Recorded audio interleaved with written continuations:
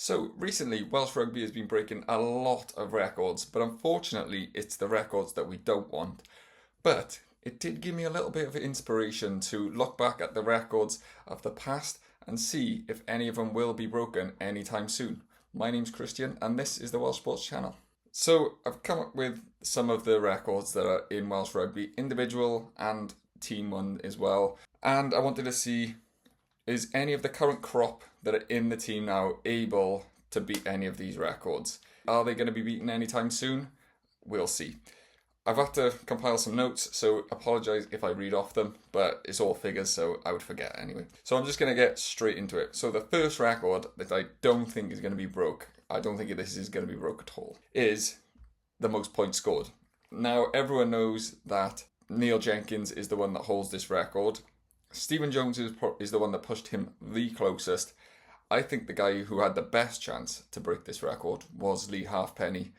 Unfortunately, injuries caught up with him at the end of his career, but I think he was the best chance we got. So I'll just go through some of the figures and then we can talk about it. So Halfpenny, who is recently retired, of course, or in the last couple of years, got up to 801 points, which is a good points tally, but you've got to remember he was playing fullback and he played on the wing, so tended to probably score a few tries as well. I know he wasn't the most attacking fullback, and that's what makes me think he could have broken that record, but he got third. Then, if you look at the next guy, it's Stephen Jones, who got up to 917 points. Neil Jenkins got up to 1,049. That is an insane record. And when I tell you the caps, Neil Jenkins had 87 caps and Stephen Jones had 104, and they were still over 100 points in them. And then just a little notice, since we're talking about point scorers, outside halves, got to give a shout to Dan Biggar, who has just announced that he's retiring at the end of the season. Of course, retired from international rugby, but give everything for the Wales jersey. He had a great career. He only ended up with 631 points in 112 caps, but he possibly could have broken this record had he not been in the same team as Lee Halfpenny. You got to think Halfpenny and Biggar were playing almost always in the same team, and you'd have to think that if Halfpenny wasn't there, Biggar would have been kicking, and you'd probably think he would have had a really good chance at beating that record. As it was, he didn't, but what a decorated career. Always 100% for Wales. He had a time where he was captain, 3 Six Nations titles, 112 caps, 2 Lions tours. What a servant, and so many amazing performances for Wales, and always everything 100%, and I absolutely love him. As outside halves, I think he's the best outside half Wales have had in the modern era. It's hard to debate about the greats of Phil Bennett and Barry John, etc., because it was a different game back then. But in the modern era, my humble opinion, Dan Biggar was the best, and I just want to take this time to thank him for his service. So back to the main video. Looking at the current squad, and can anyone reach this? We look at the closest player to this, or the most senior outside half, and that is Gareth Hanscom. He's only got 111 points. So, 10 times, he needs 10 times more points to actually get anywhere near Jenks's record. But obviously we know he's right at the end of his career, possibly might not play for Wales again, given his performances and his injury record. So he's out. Then you've got Costello, who has kind of had the role mainly since Biggar retired, and he's only got 50 points. Also, his form has been bad. He's picked up a lot of injuries, hasn't really played for a while for Wales now, so you probably think he's not going to be the man to do it. The only guy I think that could possibly do it is potentially Dan Edwards. Excellent goal kicker, real difference maker of pace at outside half, scores tries from that position, an attacking threat, and actually not afraid to have a drop goal and nail them from distances as well, so that's in the arsenal. So, only had 2 caps, I believe, so far. But you'd like to think now, maybe in the summer, he's going to get a run and he could nail that jersey down, because there's no one else really competing. Obviously, the Ben Thomas experiment didn't work in the Six Nations. So maybe Dan Edwards. But, 1,049 points is an amazing record. And he was Jinks was the fastest player to ever hit 1,000 points in international test match rugby. So, and in that era as well. So it just shows what a player he was. Moving on from there, I've got the only team one in this list, but I've gone for the winning margin. This was against Japan in 2007 in the Millennium Stadium. I remember watching this on telly. This was really in my early days of watching Wales rugby, when I thought, everything was rosy in the garden. And actually ended up beating Japan 98-0 on the day, which is insane. I actually went back and watched this game because I'm sad. It's actually all on YouTube, so I went back and watched it, and it's just chaos. Like, the rugby standard is terrible. I think Japan went with a really young team and didn't bring any of their overseas players, so it's all like homegrown talent, kind of like what Wales did or had to do against South Africa in the summer when there was only players from the regions, and obviously Wales romped them. Yeah, some fun tries. Colin Chavez scores like 4 tries, but I can't see that happening again. The tier 1 nations don't really tend to play the lower tier nations as much anymore. It's not as much as a money generator. Also, the standard of the nations below the top tier have come up so much in the last 10 to 20 years. It's hard to notice that difference. I mean, if they played maybe a Germany or someone who's like Croatia or someone like that, then they might be able to rack up over 100 points, but they're not going to play those teams, so I don't see that record ever be beaten. The nearest one that they did get to that was the Namibia game in the World Cup in 2011, where they were just running in tries. Gethin Jenkins had that awesome one when he threw about 7 dummies and scored. But that winning margin was 74 points. It was 81-7 on the day, and that is the closest one in recent times. So that's what I mean, and that was not even recent, 2011, so it was a long time ago now. Given where Wales are in the current situation in Welsh rugby, I don't see either of those records getting anywhere near to being touched. Unfortunately, we seem to be on the other end of those records at the moment. The next one I've gone for then is caps. Now, everyone knows Alun Jones, most cap player, 158 test match caps. That is an insane amount of caps. 143 of those was a starter as well, so just shows the standard that he kept throughout his career.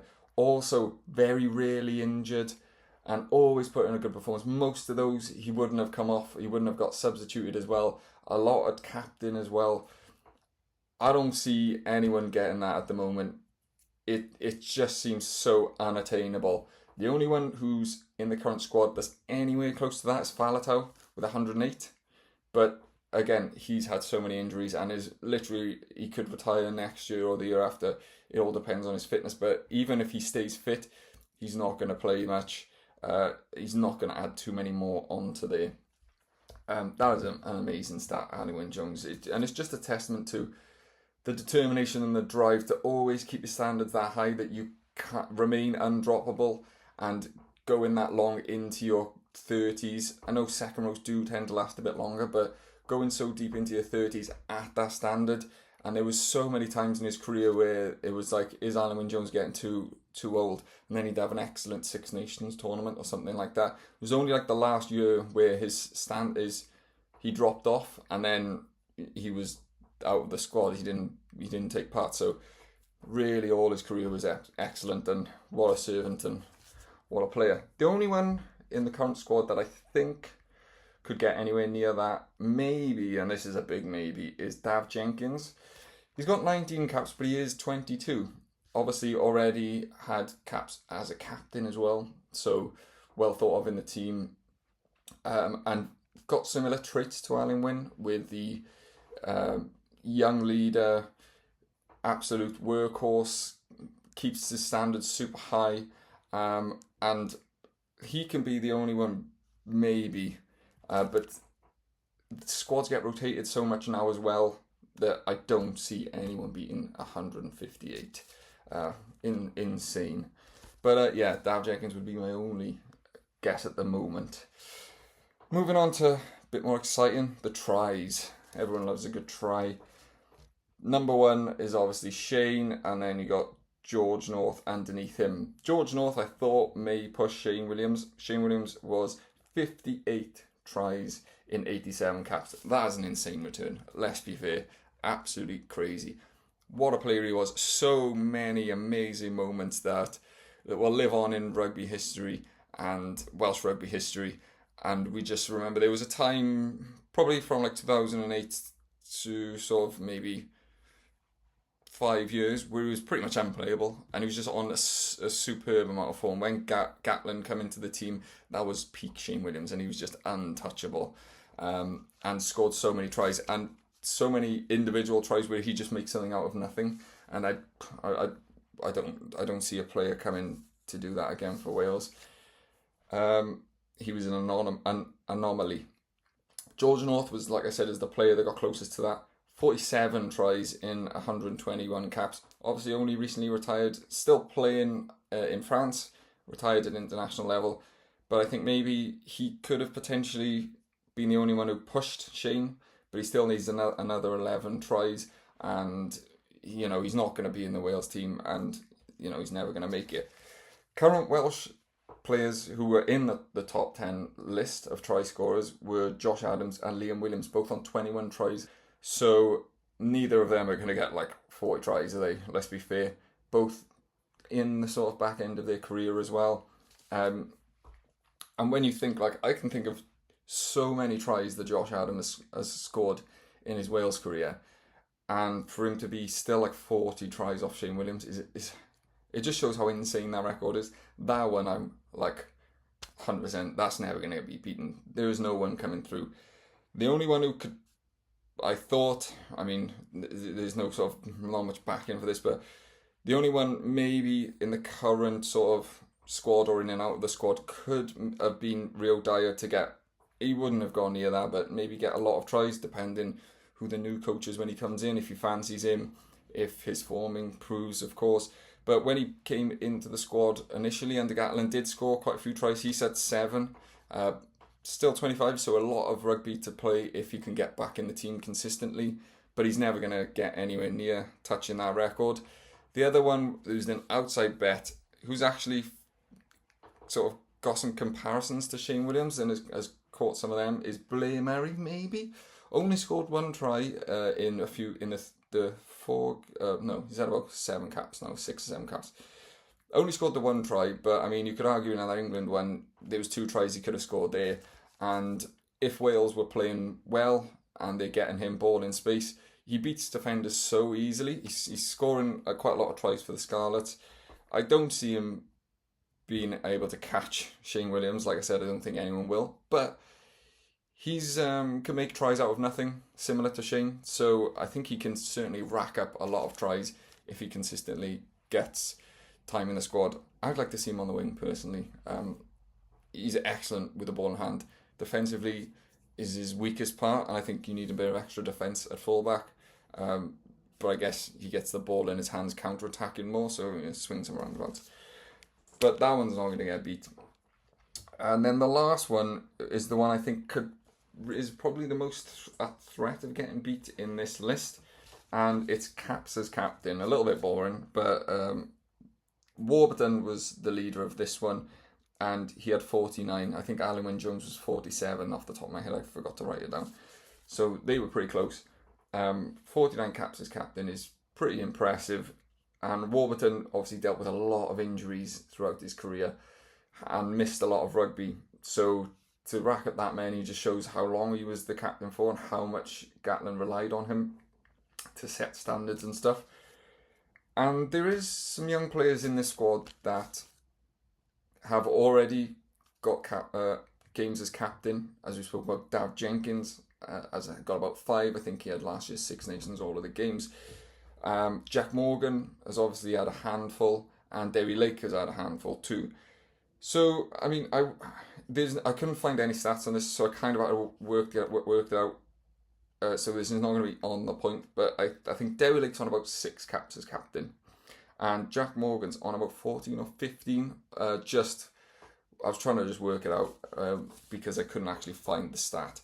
So I mean, Jack Morgan is over 10 already, and still like coming into the prime of his career, so you could imagine if he gets like, he's gonna get another like 40 caps. You'd expect, touch wood, all goes well with injuries and stuff. And if he does, and the coach decides to go with him as skipper, he's so young and he's not going to get dropped.